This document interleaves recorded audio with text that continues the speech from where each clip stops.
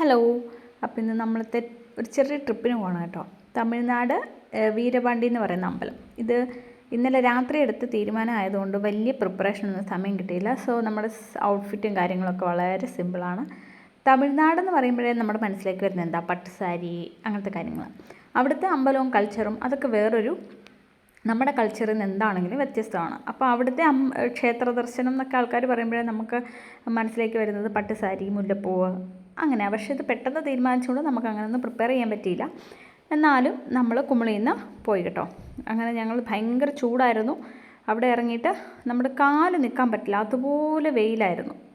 അപ്പോൾ ഞങ്ങളിങ്ങനെ പോവുകയാണ്. അപ്പോൾ ഇവിടെയാണ് വഴിപാടിനുള്ള ഇവർ തട്ടെന്നാണ് അതിന് പറയുന്നത്. അതിനകത്ത് 2 പഴവും ഒരു നാരങ്ങയും റോസപ്പൂവും മുല്ലപ്പൂവും പിന്നെ റോജാപ്പാക്കും അതിനകത്ത് വെറ്റയുണ്ട്. ഇതാണ് അവരുടെ തട്ടെന്ന് പറയുന്നത്. നമ്മുടെ വഴിപാടും അവരുടെ വഴിപാടും തമ്മിൽ നല്ല വ്യത്യാസമുണ്ട് കേട്ടോ. അങ്ങനെ അക്ക എനിക്ക് ആ മുല്ലപ്പൂ വാങ്ങി വെച്ച് തരാണ്. ഇങ്ങനെ എനിക്കിഷ്ടമായി. പിന്നെ ഞങ്ങൾ വഴിപാടിനുള്ള തട്ട് വാങ്ങി. ഇത് മുല്ലപ്പൂ നമ്മൾ ദേവിക്ക് വെക്കാൻ ഉള്ള മുല്ലപ്പൂ മാല അങ്ങനെയൊക്കെ പർച്ചേസ് ചെയ്യാൻ പറ്റും അവിടുന്ന്. അങ്ങനെ ഞങ്ങൾ ഒരു തട്ട് വാങ്ങി. ഇതാണ് അമ്പലം, വീരപാണ്ടി ഗൗമാരിയമ്മൻ കോവിൽ എന്ന് പറയും. ഇത് തിരക്കില്ലാത്ത സമയമായതുകൊണ്ട് ഞങ്ങൾക്ക് നന്നായിട്ട് തൊഴാൻ പറ്റി. ഇതാണ് ആ വഴിപാട് കഴിഞ്ഞ് തിരുമേനി നമുക്ക് തരുന്ന തട്ടിൻ്റെ ബാക്കി. അതായത് നമ്മൾ കൊടുക്കുന്ന തേങ്ങ 2ആയിട്ട് പൊട്ടിച്ച് നമുക്ക് തരും. പിന്നെ അത് നമുക്ക് കഴിക്കാം കേട്ടോ.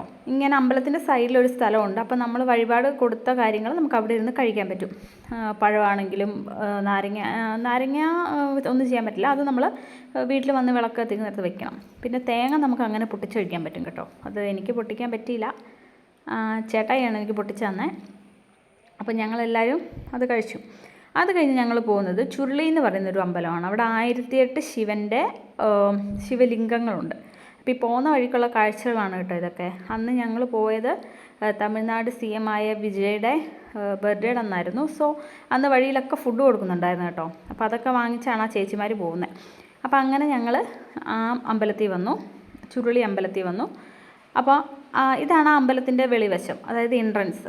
അവിടെയും നമുക്ക് നേരത്തെ പോലെ വഴിപാട് വാങ്ങി ഞങ്ങൾ കയറി പോവാണ്. അപ്പോൾ നിങ്ങൾക്ക് കാണാൻ പറ്റും അവിടെ ഇരിക്കുന്ന ഫുള്ള് ശിവലിംഗമാണ് കേട്ടോ. ഫുള്ള് ശിവലിംഗമാണ്, ചെറിയ ശിവലിംഗങ്ങൾ ഫുള്ള്. പിന്നെ ഇതാണ് ഏറ്റവും അവിടുത്തെ വലിയ മഹാലിംഗം എന്ന് പറയുന്നത്. നമുക്ക് അങ്ങോട്ട് ഫോൺ അലൗഡ് അല്ല. സോ ഞങ്ങൾ അതിന് മുകളിലൊക്കെ കയറി. പക്ഷേ നമുക്ക് ഫോൺ അലൗഡ് അല്ലാത്തതുകൊണ്ട് നമുക്കൊരു വീഡിയോയോ ഒന്നും എടുക്കാൻ പറ്റില്ല. അതിനകത്ത് നമുക്ക് മെഡിറ്റേറ്റ് ചെയ്യാൻ പറ്റുന്ന കാര്യങ്ങളൊക്കെ ഉണ്ട് കേട്ടോ. അപ്പം ഞങ്ങൾ അവിടുന്ന് തിരിച്ചു നേരെ, അത് കഴിഞ്ഞ് ഞങ്ങൾ വന്ന വഴി ഒരു മുന്തിരിപ്പാടമുണ്ട്.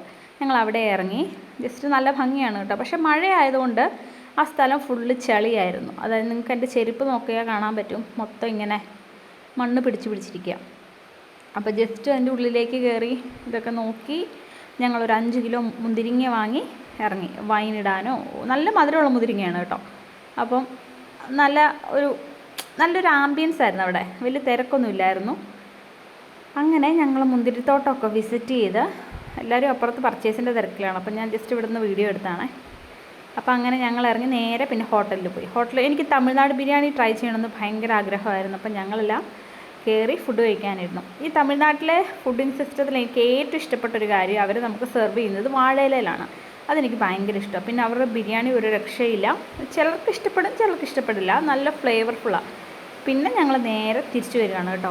അപ്പോൾ ആ തമിഴ്നാട് പോകുമ്പോൾ ഏറ്റവും എന്നെ അട്രാക്റ്റ് ചെയ്യുന്നൊരു കാര്യം എന്ന് പറഞ്ഞാൽ അവിടുത്തെ ലാൻഡ്സ്കേപ്പ്, ക്ലൈമറ്റ്, ഒരു അടിപൊളി, അവരുടെ കൾച്ചർ തന്നെ എനിക്ക് ഭയങ്കര ഇഷ്ടമാണ്. പിന്നെ ഞങ്ങൾ പോയപ്പോൾ എടുത്ത കുറച്ച് ഫോട്ടോസൊക്കെ ഇവിടെ ആഡ് ചെയ്യുന്നുണ്ട്.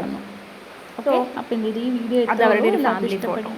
ഇതാണ് നമ്മൾ എവിടെ നിന്ന് എടുത്ത കുറച്ച് ഫോട്ടോസ് കാര്യങ്ങൾ. അപ്പോൾ വേറൊരു കൾച്ചർ നമുക്ക് എക്സ്പീരിയൻസ് ചെയ്യുമ്പോൾ നമുക്കത് ഭയങ്കര ഒരു നല്ല മനസ്സിന് സന്തോഷമല്ലേ. സോ അത്രേ ഉള്ളൂ. അപ്പോൾ ഈ വീഡിയോ നിങ്ങൾക്ക് ഇഷ്ടമായിട്ടുണ്ട് ലൈക്ക് ചെയ്യുക, ഷെയർ ചെയ്യുക, സബ്സ്ക്രൈബ് ചെയ്യുക. Okay, by.